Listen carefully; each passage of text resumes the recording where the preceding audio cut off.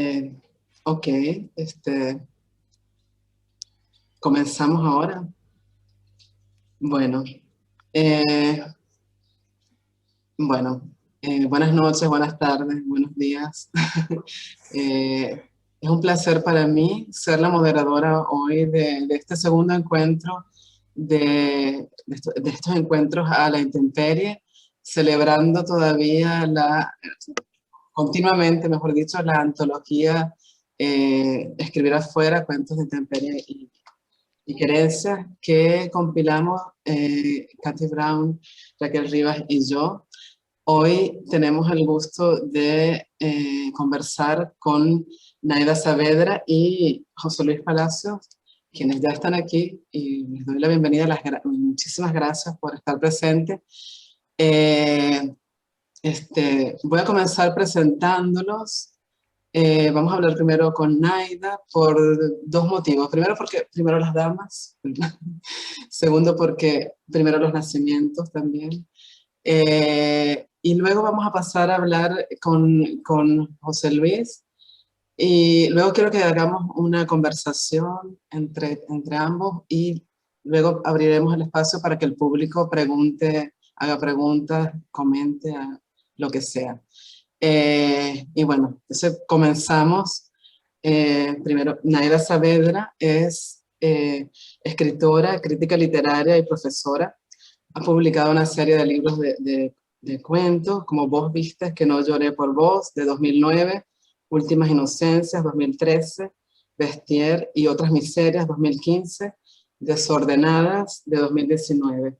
Tiene un doctorado en literatura latinoamericana y latina de la Universidad de Florida State, y en su libro New Latino Boom, cartografía de la narrativa en español de Estados Unidos, de 2020, estudia el movimiento literario en español del siglo XXI que se encuentra en los Estados Unidos. Vive en Massachusetts y es investigadora y profesora de la Universidad de Washington State. Bueno, bienvenida, Naida. Quisiera que comenzáramos para entrar en el tono, en la atmósfera de tu relato, con un fragmento. Quisiera que nos leyeras un fragmento de tu relato para que todos conozcan el inicio, la atmósfera, el tono del mismo. Bueno, muchísimas gracias, Liliana, por la presentación, y a Katie y a Raquel también, primero por la convocatoria, por la edición, por la difusión, por la organización de estos encuentros que me parecen muy necesarios y muy chéveres además, ¿no? Bueno, voy a leerles un fragmento del cuento que se titula I Beg Your Pardon, y es el inicio del cuento. Entró una mujer que no tenía pinta de enfermera. Mariela se la quedó mirando con la cabeza apoyada en la almohada. La exagerada cantidad de información que ya le habían dado y el hecho de haber parido hacía solo 24 horas le habían vuelto la cabeza un laberinto con rincones llenos de preguntas y miedos. La mujer la miró a los ojos y muy velozmente le preguntó cómo se sentía. Mientras buscaba la palabra fine en su cerebro, oyó que la mujer le decía que había venido para registrar a su bebé. My husband is not here. He went out to buy lunch for... That doesn't matter. I only need you. Mariela la miró perpleja. Entendió perfectamente lo que le dijo la no enfermera, pero no comprendía. Primero, no sabía de dónde venía esa mujer. Llevaba un uniforme del personal de salud. Sí, del personal de salud, porque aquí no se sabe quién es enfermera, cirujana, radiólogo, secretario, pero venía para procesar un documento legal, por lo que atinó a pensar que debía trabajar para la alcaldía, o sería para alguna oficina del Department of Health. Segundo, no se le había ocurrido pensar en dónde se registraban los bebés. Eso lo haría después. Lo principal era parir. Tercero, no sabía a dónde habían ido a parar sus lentes. Desde que empezó a gritar como una loca por las contracciones, no se los había puesto. No podía leer bien el nombre en el carnet que llevaba la mujer. Muy bien, muchas gracias, Naida. Ese es el inicio de este relato fantástico que sobre el cual a mí me encantaría saber, tengo muchas preguntas, pero Okay. sí, pero me gustaría saber, primero voy a lanzar tres preguntas que son las siguientes. ¿Cómo surgió la idea de este relato? Y inevitablemente debo preguntar si es un relato que tiene un componente autobiográfico, porque yo como persona que he tenido hijos en otro país, me sentí un poco reflejada allí en otro idioma, claro. Y la tercera pregunta es si pertenece a una colección de relatos. Eh, Sí, bueno, tú sabes, cualquier parecido con la realidad es pura coincidencia, ¿no? Pero sí, tiene muchos elementos autobiográficos. Tengo tres niñas y las tres han nacido aquí en Estados Unidos.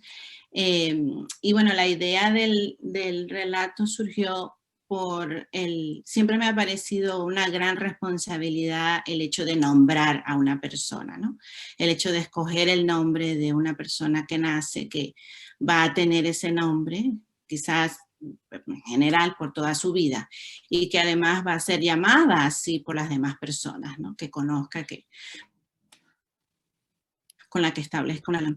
Y en el momento en que me tocaba a mí y a mi pareja decidir nombres para nuestras hijas, eso se hizo mucho más presente, o yo creo que surgió como una angustia, además porque vivimos en un país en donde están los dos idiomas en contacto, ¿no? Pues nuestro mundo personal y en la casa y todo es en español, pero claro, las niñas iban a tener un contacto con el inglés inmediato y las iban a nombrar usando el inglés como fuente primaria, ¿no? Entonces siempre buscando nombres que se pudieran pronunciar en los dos idiomas, que no hubiera que deletrear todo el tiempo. Y también entendiendo que mi familia, pues, habla español, la familia de mi esposo también, son de Perú, mi esposo es de Perú, entonces también que los abuelos pudieran pronunciar el nombre, ¿no? Sin problemas. Entonces todo eso es como la fuente de este relato, ¿no? Eh, no es parte de un volumen, no forma parte de un libro de cuentos, ni nada así, un cuento pues solo. Sin embargo, he trabajado el tema en varios de mis textos en los últimos años, quizás porque he tenido varios embarazos y partos, ¿no? He estado trabajando tanto en ficción como en crónica y ensayos personales también, los temas del embarazo, de los partos, bueno, el parto, cesárea, los cambios del cuerpo, después de un embarazo, después de un parto, después de una cesárea, ¿no? Que son diferentes, y además la menstruación también, y cómo cambia la menstruación después de tener hijos y todo eso, ¿no? He hablado mucho. Y por otra parte, bueno, aquí comparto también un poquito de mi vida. Yo vengo de una familia donde hay muchos profesionales de la salud, ¿no? Mi papá es médico, mi mamá es enfermera, y luego en Venezuela, ¿no? Y luego al venir aquí, o sea, yo estoy familiarizada en cómo funcionan los hospitales, el acceso a seguro médico, ¿no? Acceso a medicinas, etcétera, etcétera, el cuidado, la relación entre doctor y paciente. Y cuando llego a Estados Unidos, eso es totalmente diferente. Además de que es en otro idioma. Entonces, eso se afianzó más en cuando tenía que atenderme por los embarazos y luego dar a luz, ¿no? Dar a luz en otro idioma es una cosa que, que no sé ni cómo explicar porque es algo tan íntimo, ¿no? Que gritar, ya tengo que pujar en otro idioma para que la enfermera te entienda, es una cosa, eh, ¿no? Así que por ahí están esos textos conectados, aunque no forman parte de un volumen. Tal vez podrían formar parte de un relato, de una colección futura, si tienen esa conexión con el cuerpo, el parto, la identidad. A mí lo que me fascinó de tu texto es ese tema, ese parir en otro idioma, pero luego también ese nombrar a los hijos, darles una identidad en otro idioma. Creo que son uno de los grandes temas que están allí. Pero quisiera comenzar por el inicio, por el título. El título de tu texto y también los diálogos, muchos, casi todos los diálogos están en inglés. Y a mí me llamaba la atención el hecho de que no estuviesen puestos en cursivas o tuviesen alguna señal gráfica de que se estaba hablando en otra lengua. Cosas mías como lectora. Pero precisamente me gustaba ese hecho porque me parecía que daba la sensación de un personaje que está nadando libremente entre idiomas. No tiene por qué poner cursivas cuando habla uno y cuando habla el otro. Otro idioma. ¿Esto fue intencional o no, no sé? Sí, sí, fue intencional y he estado como jugando con eso a través de los años, ¿no? Bueno, quizás con algunos textos me parece que no se debe identificar las palabras en inglés en otro formato, en cursiva o ¿no? en comillas, porque como bien dices tú, la protagonista nada entre los dos idiomas y ya lo que en algún momento formaba parte de algo extranjero ya forma parte de la vida diaria, de lo cotidiano, del discurso normal, ¿no? Entonces, ponerlo en cursiva sería algo así como alejar a la personaje de ese discurso. Ya es como el resultado de una fluidez que al mismo tiempo se da a través de la traducción, y no solo la traducción de palabras, sino la traducción de culturas, la traducción de experiencias y todo eso, ¿no? Es muy interesante es lo que me preguntas, porque también depende de los editores, de los medios donde se publica, ¿no? De las revistas, las antologías o incluso las editoriales, y es diferente también dentro de Estados Unidos, fuera de Estados Unidos.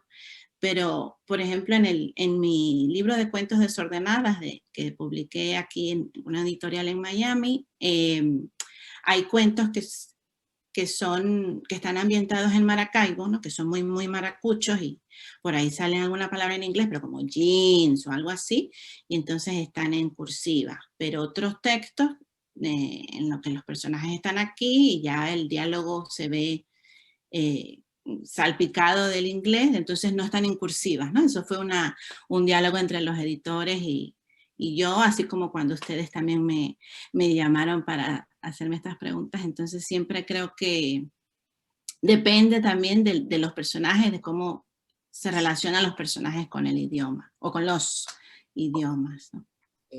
Y a pesar de que tu personaje, esta protagonista, nada entre los dos idiomas, ella en dos ocasiones dice que entiende pero no comprende. Tiene que ver con entender palabras pero no comprender contextos culturales, comportamientos dentro de los hospitales en el momento de parto, etc. Y eso me llama la atención y me parece que es uno de los conflictos del texto, es ese entre el entender y el comprender. Creo que hay un choque allí muy interesante. No sé si te parece a ti que es uno de los conflictos o qué podrías comentar con respecto a esto. Sí, es uno de los conflictos, y ahora que lo mencionas, pues me parece que ha estado presente en otros textos míos también, ¿no? Y yo creo que es también, siempre se introducen las experiencias de los autores en los textos, ¿no? Aunque sean de ficción, y yo creo que es tener esa historia de esa relación con los sistemas de salud y con los hospitales y todo eso en mi vida, aunque yo no soy médica ni nada, pero estar empapada en ese mundo y luego vivir aquí y tener otro tipo de experiencia muy diferente, me lanza en un hueco de incomprensión, ¿no? Porque entiendo lo que me están diciendo, yo puedo entender el inglés, ¿no? Y si no entiendo, pues busco el diccionario, pero no lo logro comprender, ¿no? Y luego tengo mis interlocutores, como mi mamá, que es enfermera, y además es enfermera pediátrica, especialista en recién nacidos. Entonces, yo estaba en una suerte de traducción, y además, o sea, traducción literal del inglés, y además tratando de traducir también la parte cultural, la parte económica, ¿no? Del sistema. Tuve la dicha de poder traer a mi mamá aquí en los 3 nacimientos de mis hijas y cada vez fue un aprendizaje y tratando, ¿no? de que su voz también se escuchara como abuela, como enfermera. Sí, Entonces, sí, hay cosas que no, ya tengo 20 años en Estados Unidos y todavía no logro comprender, como por ejemplo esa es la imposibilidad de establecer una relación estrecha con los doctores. O sea, no se puede, ¿no? Y yo vengo de mi casa, de mi papá, que llegaba del hospital y a contestar llamadas de todas las pacientes que el niño tiene fiebre, que no duerme, que la medicina. Y sí, cuando salieron los celulares, mi papá atendiendo la llamada de las pacientes. Y aquí no se puede. O sea, sí. tú quieres llamar a tu doctora, pues llamas al consultorio, te atiende la secretaria, luego está la enfermera practicante, que es otra cosa que hay que comprender, que es un nurse practitioner, ¿no? ¿Qué es eso? Y de ahí quizás te atienda la doctora, al doctor, pero no. Yo Entonces, creo que sí, totalmente. Yo creo que tal vez en otros contextos pasa igual la dureza de lo sanitario. Y yo uh-huh, creo que es una de las cosas de las más interesantes de tu relato, la dureza del contexto sanitario en un momento de nacimiento, y que también, y ese entender y comprender dramatizado más por el momento, ¿no? Si normalmente un inmigrante no entiende pero no comprende, va por la calle, no importa, pero es el momento de nombrar al hijo, entonces bueno, uh-huh. son palabras mayores. Eh, este, y creo que también en el relato tuyo el personaje pierde los lentes, y yo creo que tiene que ver con eso. Está viendo todo borroso, está entendiendo, pero no comprendiendo, en un momento que es crucial, por muchos motivos. Y el Exactamente. padre de la criatura está comprando comida china. Sí. Entonces, pero entonces yo me preguntaba cuando leía, ¿qué se espera del padre en un contexto? Qué se espera del padre en el contexto venezolano, en el momento del nacimiento? ¿Y qué se espera del padre en el contexto de tu relato? Parece que no es lo mismo. Y quisiera que me contara esa expectativa que se tiene del padre diferente en las diversas culturas, ¿no?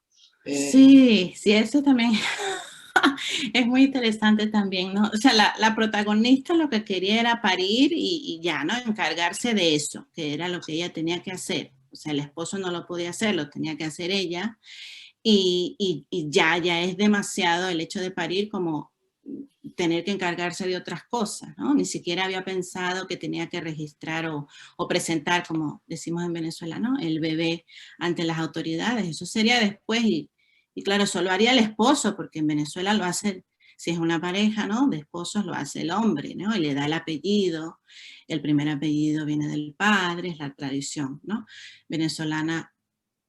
Y aquí no, aquí es diferente. Y claro, ahí también hay elementos autobiográficos. Yo tuve mis hijas en 3 hospitales diferentes y en 2 estados diferentes de Estados Unidos y la experiencia fue la misma. Y yo lo que quería era parir, ¿no? Pero no, tenía que además encargarme de esto.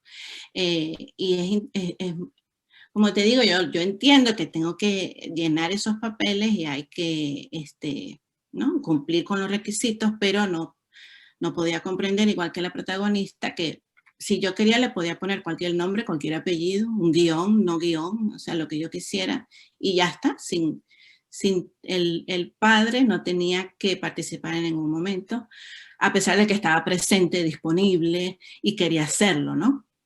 Sí, Entonces, y además que las cuentas del hospital le llegan a la mujer, a la protagonista, sí. solo porque parió. Y el niño, como dice la protagonista de tu relato, sale con el nombre de la mujer, de la madre, porque salió de su cuerpo. Cuando salió de su cuerpo, tiene que tener su apellido. Entonces, esto es parte de ese no comprender, porque viniendo de un contexto venezolano en que las cosas son muy diferentes, tal vez entonces este esto agrega al relato mucha más dramatismo, diría yo. Sí, sí. Este, bueno, eh, quisiera saber, bueno, no sé, déjame anotar mis apuntes un minuto. Sí, bueno, ya dijiste que este relato tiene una relación, hay una serie de relatos tuyos que también toman en cuenta el tema de la maternidad, lo corporal. Quería saber si en tus otros textos, aparte de los que mencionaste, se hace énfasis en el cuerpo, en la identidad, en la mujer, en la maternidad. Si hay otros textos que trabajan en este tema, pero ya comenzaste a contarnos, pero quisiera que ahondaras un poco más en eso. Sí, he trabajado el tema del cuerpo en varios textos, tanto de ficción como crónicas y de ensayos personales también. La percepción del cuerpo de la mujer por los cambios que sufre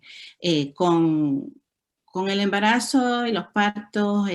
La lactancia también ha estado presente, el cambio en los senos, la demanda que implica ser una mujer lactante también, ¿no? La entrega que se da, la pérdida quizás no permanente, temporal, de las partes del cuerpo. Y sí, he trabajado bastante esos. La dualidad maternidad e inmigración está también presente, porque en este relato es interesante eso, maternidad, parto y migración, es la mezcla de todas las cosas. Entonces, el no entender implica un momento crucial dentro de la vida de esta mujer. Entonces, quería saber si esa maternidad y migración está presente también en otros relatos. Está presente y se relaciona mucho con los idiomas, ¿no? Por ejemplo, el tratar de explicar, de expresar lo que se siente, las dolencias, ¿no? En el otro idioma. Por ejemplo, un puyazo. Es que yo siento un puyazo, pero ¿cómo digo eso? ¿No? Es que me quema los puntos, ¿no? Que se siente como que me está mordiendo. ¿Cómo se dicen todas esas cosas en inglés? Eso incluso, Para que comprendan, ¿no? Eso también está ahí bastante presente, ¿no? incluso en otras lenguas, en otras variantes del español. Yo creo que cuando un venezolano dice tengo quebranto, nadie lo entiende ni que. Sí. Pero sí, eso me parece interesante. Entonces son momentos claves en los que la lengua es importante y nombra de una manera que tiene que ver con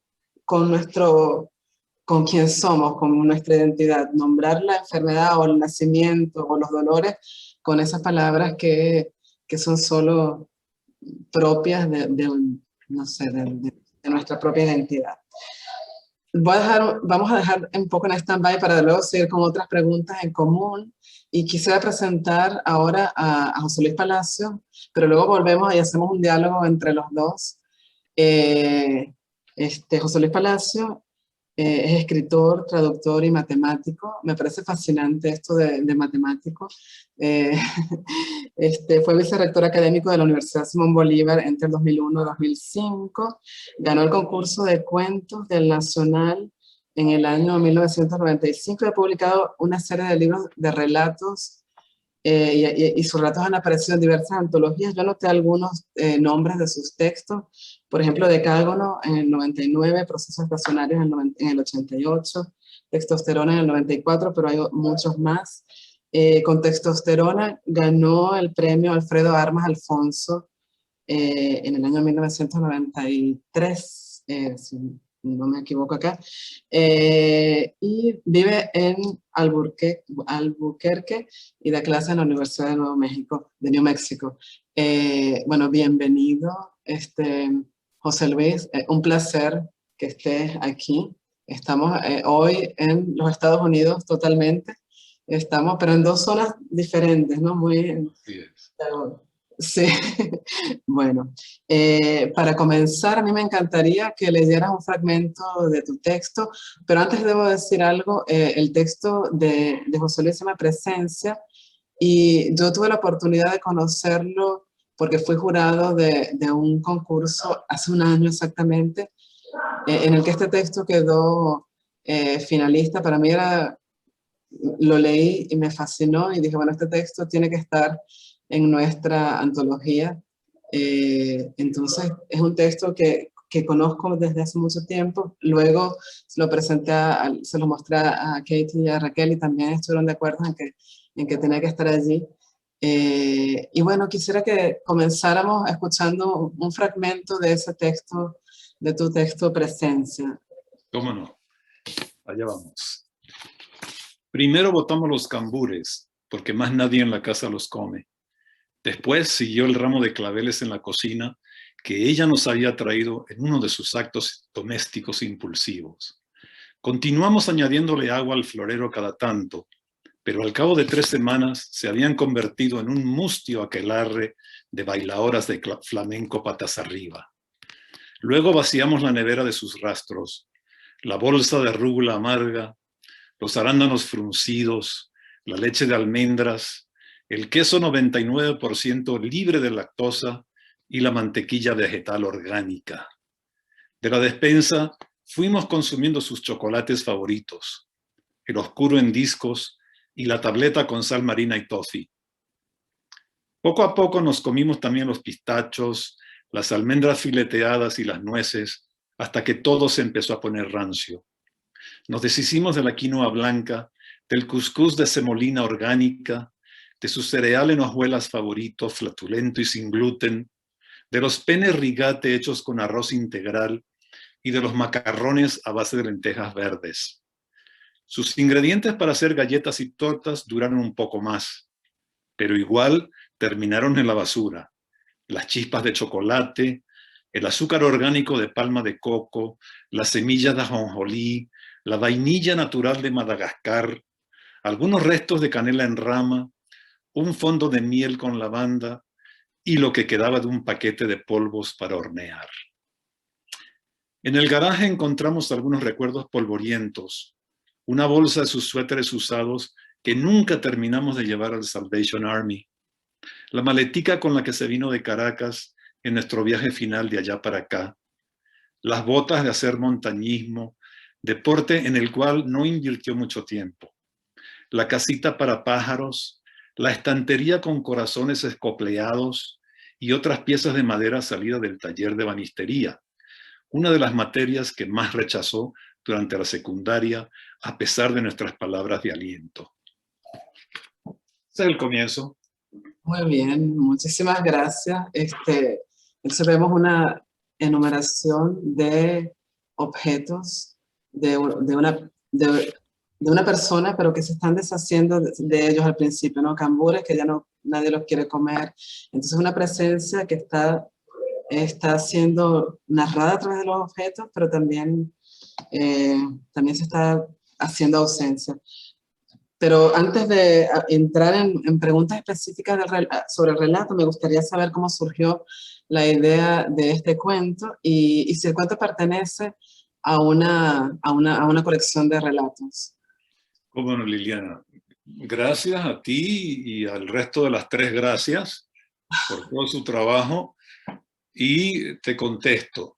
Hace 2 años, simultáneamente, mi hija mayor salió a hacer el doctorado a Georgia Tech, en Atlanta. Y mi hija chiquita tuvo la osadía de irse a hacer el pregrado de economía en la Universidad de Pittsburgh.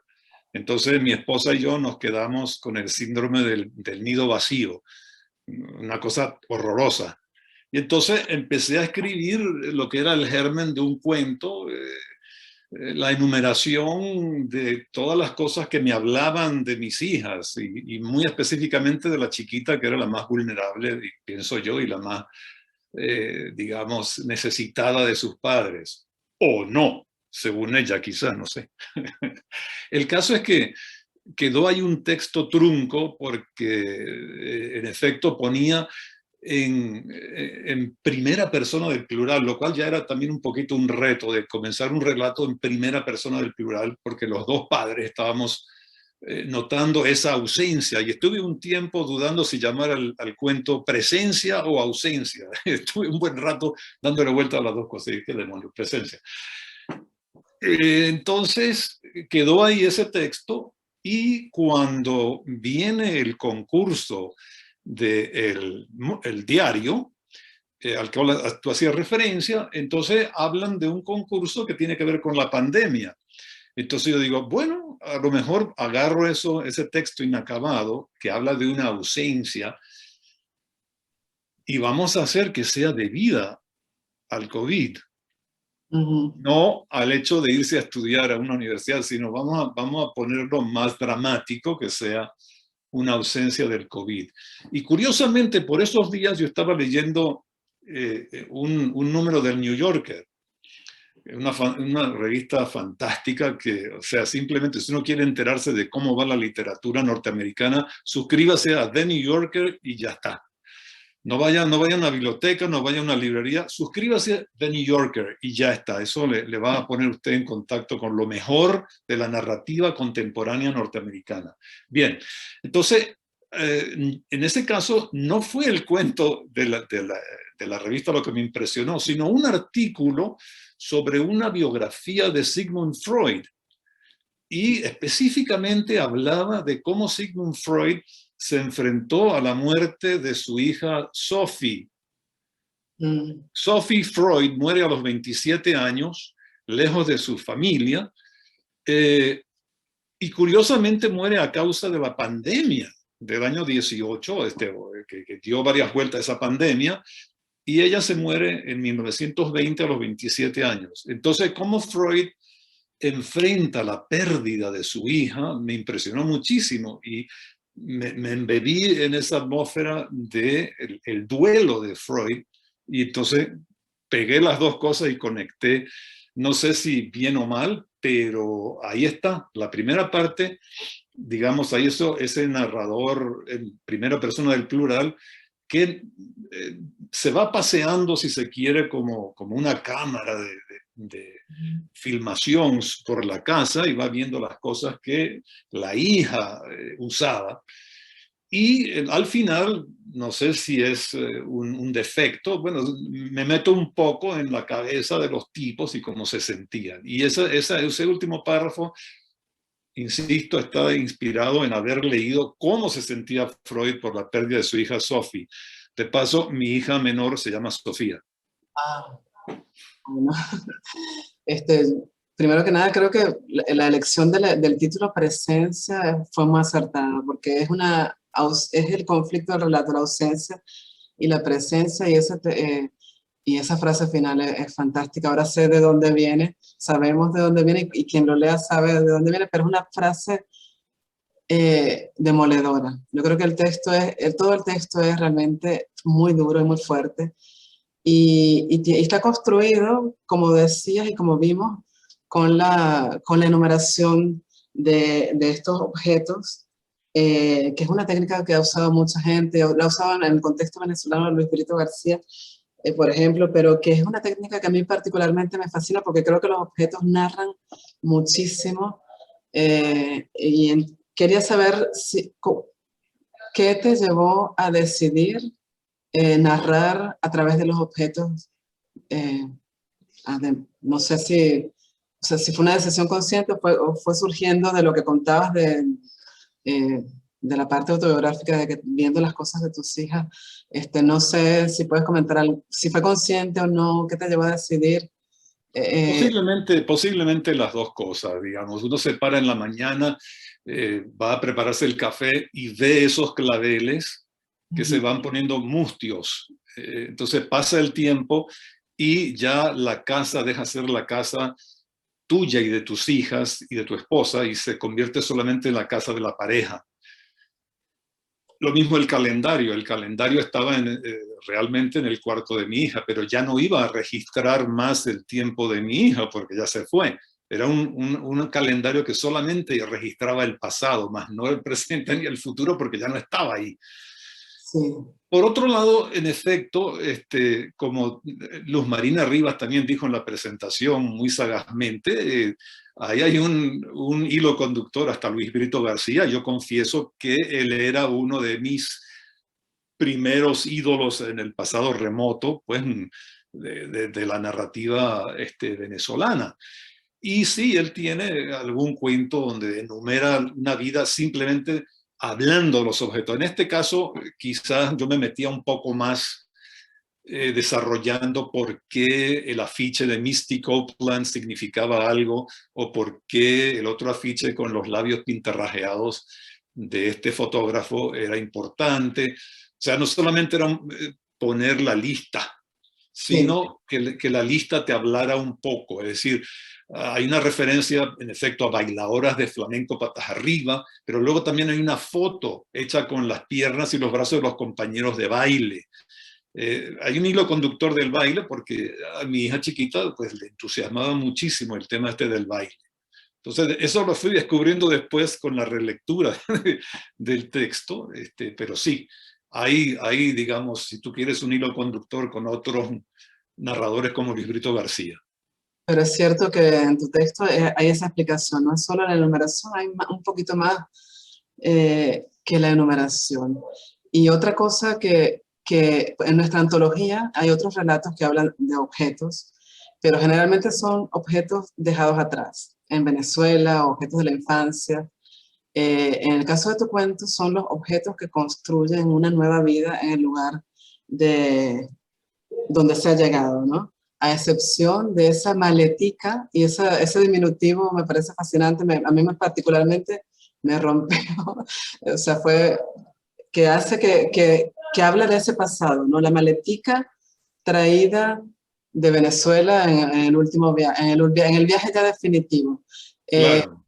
Entonces son, pero además de eso son, o sea, dejemos de lado la maletica, todos los demás objetos son objetos de la construcción de una vida en el país donde se ha llegado, a diferencia de los objetos que tenemos en los otros relatos, que son los objetos dejados atrás. ¿Qué implicaciones tendría esto en tus relatos? Me pregunto.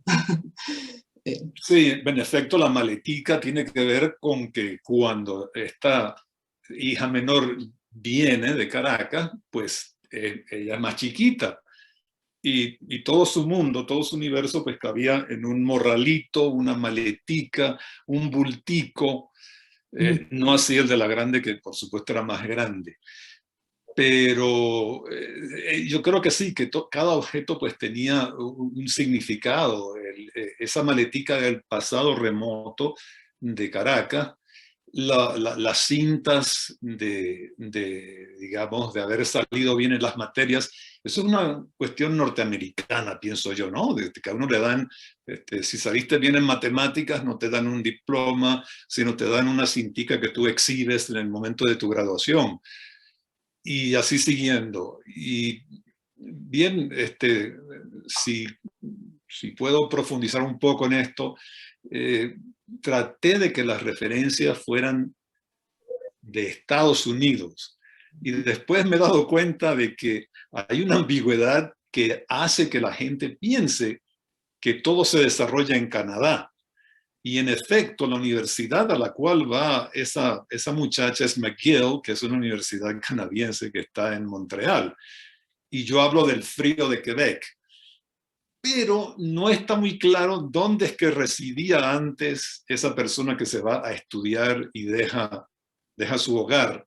Y yo lamento que haya quedado así un poco trunco, pero también era un poco la obligación de ser breve debido a las normas del concurso. Entonces, como decía Luz Marina, ella pensaba que la gente emigra a Canadá y la muchacha se va a la universidad, etc. La realidad es que la gente emigra a Estados Unidos y la muchacha se va a una universidad que está en Canadá. Pero no me dio digamos, el texto como para ahondar dónde es que estaba la familia residida. Y hay una breve línea que habla del calor del suroeste que la favorecía como a un cactus. Entonces, eso a lo mejor se entiende equívocamente como que es el calor caraqueño o algo por el estilo, pero insisto, no me dio tiempo de desarrollar más la idea de que la gente llega a Estados Unidos.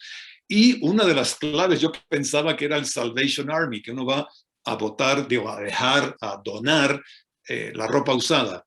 Resulta ser que el Salvation Army, me enteré después, fue fundado en Londres, fue fundado en el Reino Unido. y más adelante llegó a Canadá y después a Estados Unidos.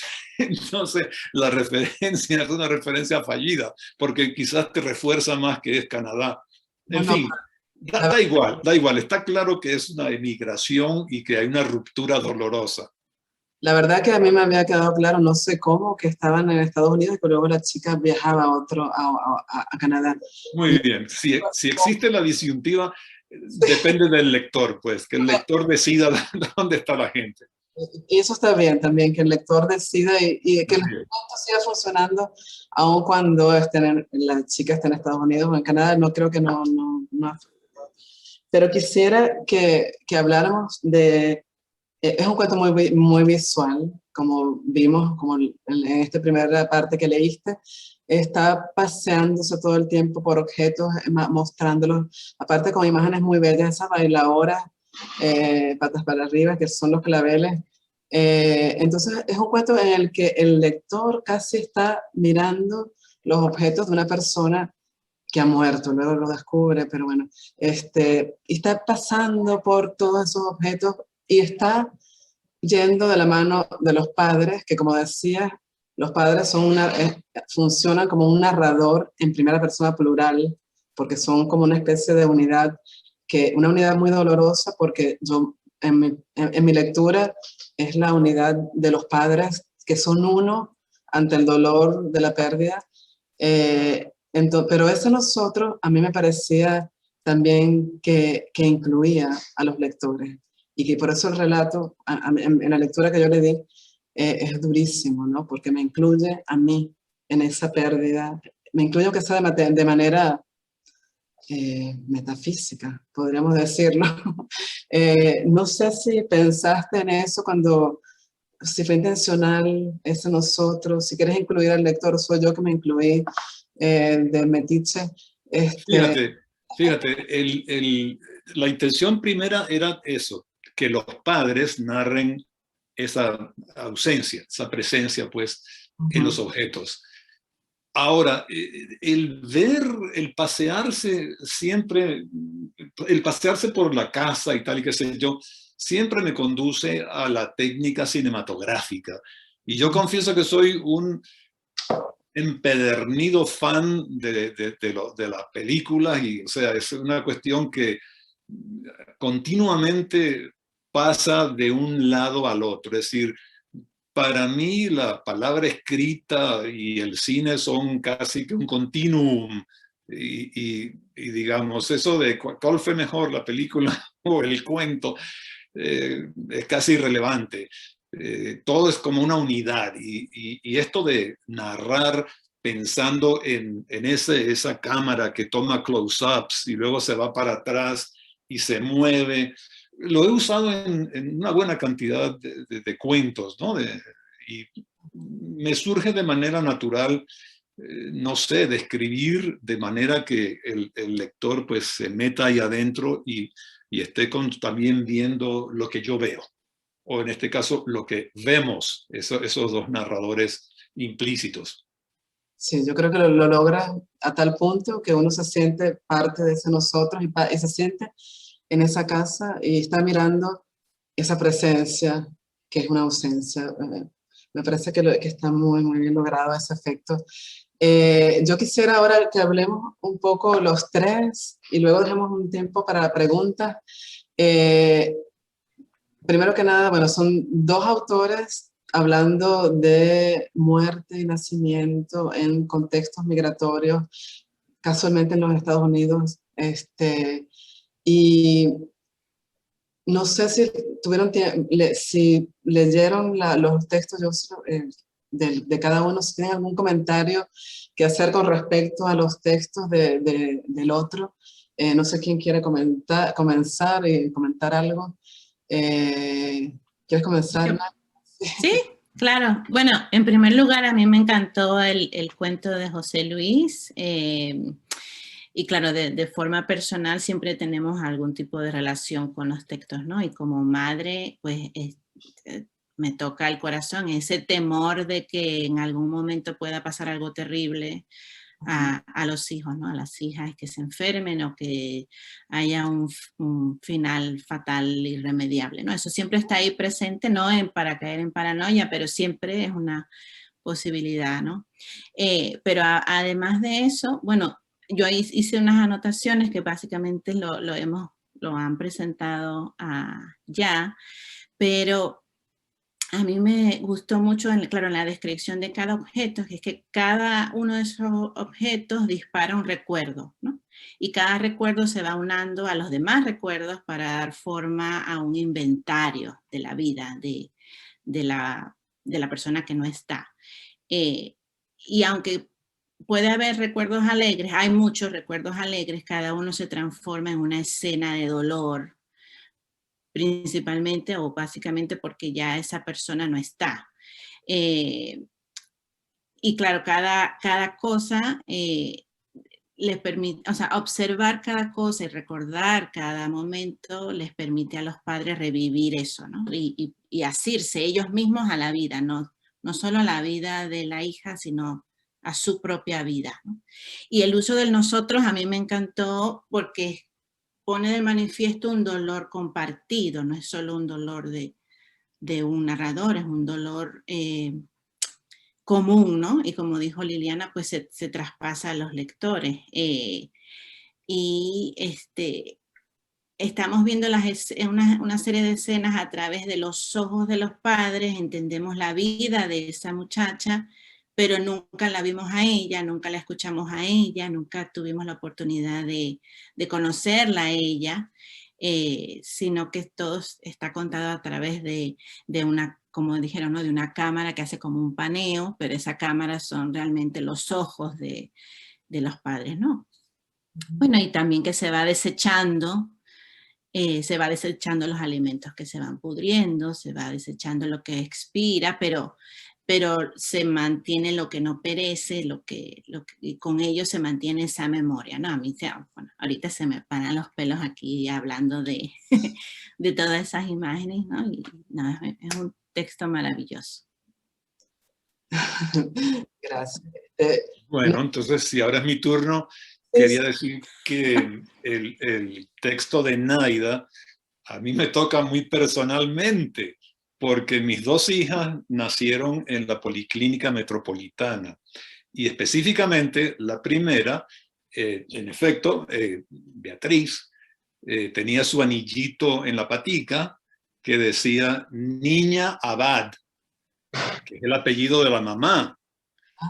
Niña Abad, y también es costumbre, por lo menos en la Policlínica Metropolitana, que te ponen el apellido de la mamá, lo cual es lo más natural, porque la mamá es de donde salió esa criatura. Bien, entonces llegaron mis papás, se asomaron por la ventana del retén, y entonces ellos, que eran unos vascos conservadores, mira, pero ¿qué es eso? ¿Cómo es que la niña Abad? ¿Dónde está tu apellido? ¿Qué pasa aquí? Entonces fue todo un dramón. Entonces hubo que decir, no, mira, que resulta ser que el apellido... O sea que a mí el relato de Naida me pareció fantástico porque estaba relatando algo que a mí me pasó en particular. Además de eso, creo que está hábilmente resuelto ese narrador omnisciente por un lado y luego los diálogos en inglés con la trabajadora social y en español con el esposo. Y la soltura con la cual se intercalan las dos cosas en el mismo tipo de letra. Y me recuerda un poco, por ejemplo, la escritura de Junot Díaz, este hombre que, si se quiere, es un poco la situación simétrica, porque él escribe en inglés salpicado de español, y Naida escribe en español salpicado de inglés, pero en todo es una cosa continua que no tiene costuras y se usa cuando conviene y cuando no conviene no. La mujer está pensando que tiene que decirle que sí, que se siente fine. De paso, si la persona fuera, no sé, más un poco menos culta, diría, me siento good. Pero bueno, se siente fine, así que es un poco más culta. Estoy seguro que a Naida le molesta que usen adjetivos en lugar de adverbios. Cuando dicen cómo se sienten, I feel good. Ok, entonces, sí, el cuento de Naida es el ejemplo perfecto de flash fiction. Ocurre en un intervalo de tiempo bien corto, en un lugar muy específico, que es la sala del hospital, y caramba, en ese pequeño espacio y lugar, pues pone a trabajar a varias personas, varios elementos, ¿no? La trabajadora, la protagonista, el esposo. No sabe lo que se le espera al esposo cuando llegue y vea que su apellido no está ahí. Así que el final, con la anécdota así chistosa, si se quiere, es fantástico. Así que es un cuento redondo. Y no sé, supongo que a uno le trae a la memoria pues otra cantidad de autores, pero esa unidad narrativa del pequeño espacio, el pequeño tiempo y el justo, digamos, uso del diálogo es todo muy equilibrado. Todo lo que pasa en ese momento. La verdad tendría muchas otras cosas que preguntar, pero quisiera dejarle espacio al público. Y queda una pregunta que tal vez tengamos que hacer otro encuentro que tiene que ver con escribir en un idioma y vivir en otro, pero tal vez lo dejamos así para otro. Tal vez tenemos que seguir con estos encuentros y hablar de esto, porque quisiera que el público también preguntara cosas para darle oportunidad también a todos, a quien quiera hablar. No sé quién quiere preguntar alguna cosa, comentar, decir. Creo que en el chat había algo. A ver. Luz Marina, ¿querías comentar algo? Sí.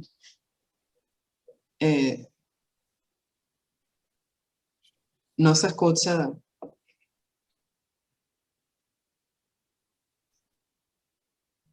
Ya va.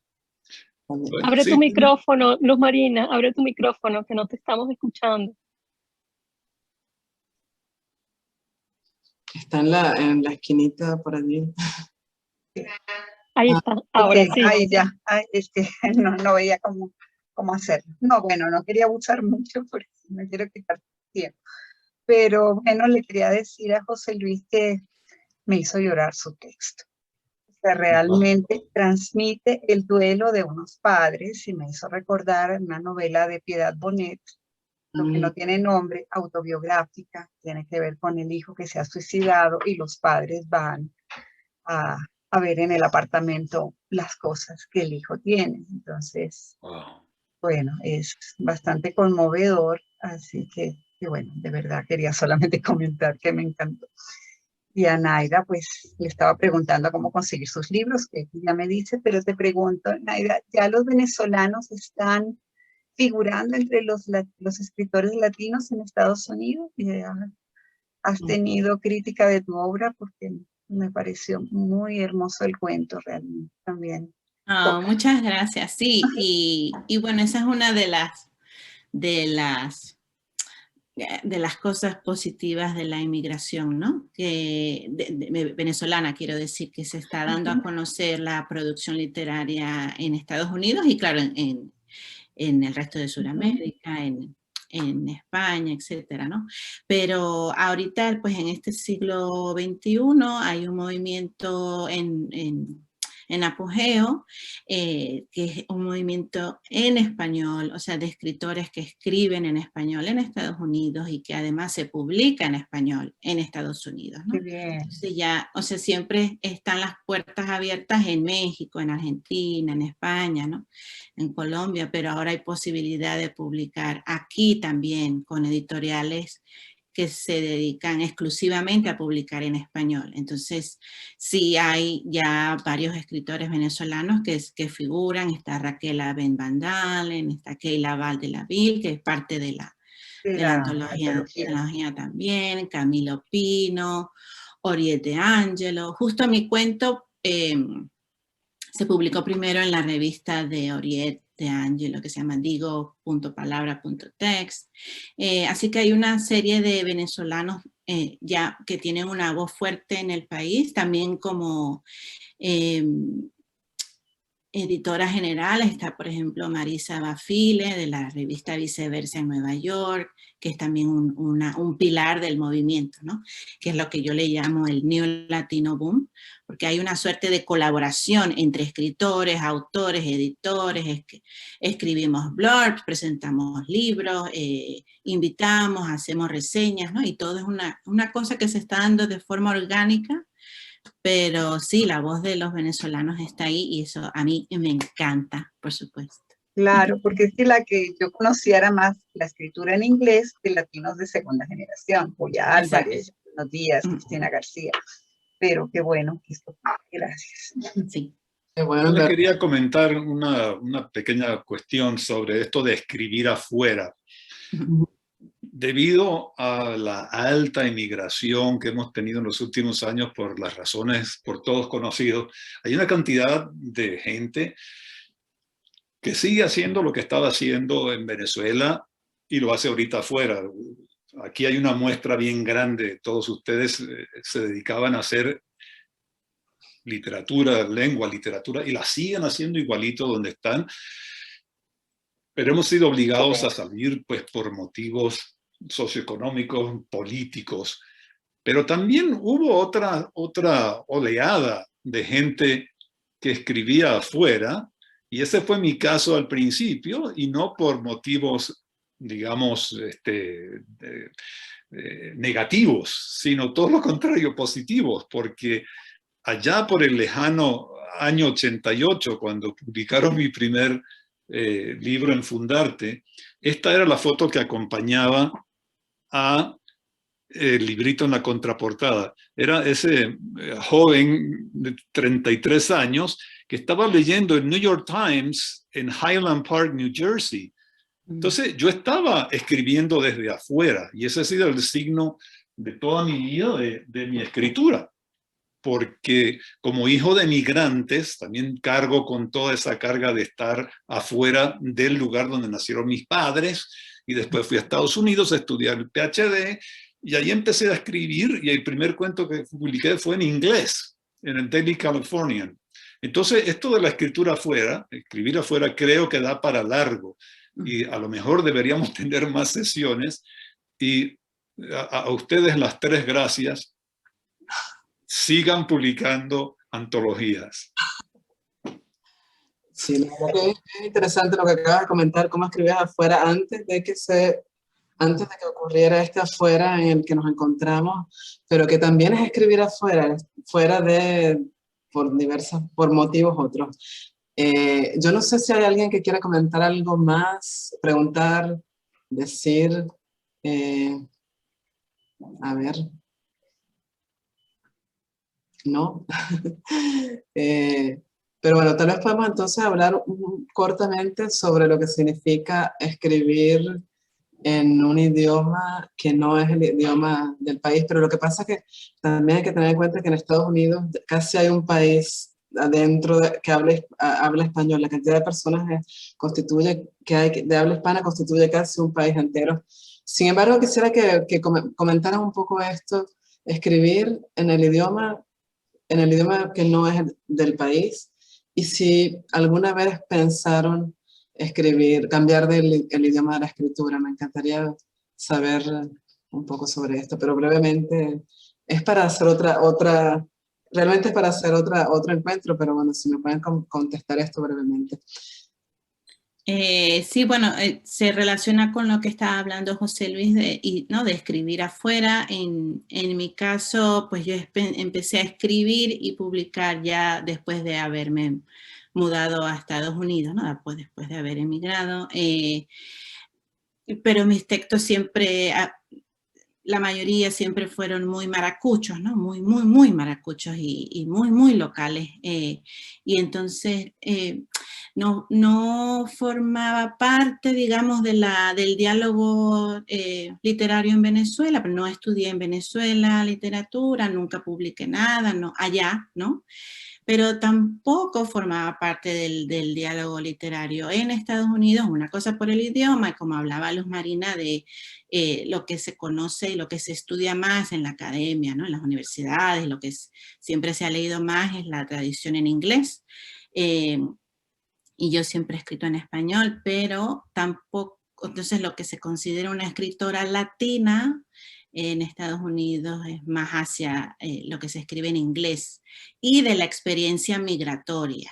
Y yo estaba escribiendo en español y de los maracuchos allá, ¿no? En la Plaza Baral, entonces no encajaba como en ninguna parte y me sentía escribiendo afuera, pero más afuera, porque ni siquiera estando afuera, estaba escribiendo afuera, ¿no? O sea, yo me sentía como un satélite sola, hasta que empecé a hacer más conexiones, a hablar con más gente y todo a la distancia por la imposibilidad de poder salir de Estados Unidos por cuestiones de migración, ¿no? De estatus legal y todo eso, y además de estando lejos, ¿no? De todo. Entonces ha sido una experiencia así muy, al final es chévere, pero con altos y bajos obstáculos y todo. Afuera de la afuera, un poco. Sí. Y, José Luis, ¿tienes algo que comentar con respecto al idioma? Sí, como dije antes, el primer cuento que publiqué fue en el periódico de la Universidad de California y de paso se llamaba el cuento Dedicado a Julio. El texto estaba en inglés, pero se llamaba Dedicado a Julio. Julio era Julio Cortázar, al cual tuve el chance de conocer personalmente, tenerlo en mi casa, porque él estuvo dando un curso en el trimestre de fall de 1980. Entonces, eso también me espoleó a escribir, porque yo era un fanático de la escritura latinoamericana y específicamente pues de Cortázar, de Borges, y tuve esa suerte enorme de conocerlo.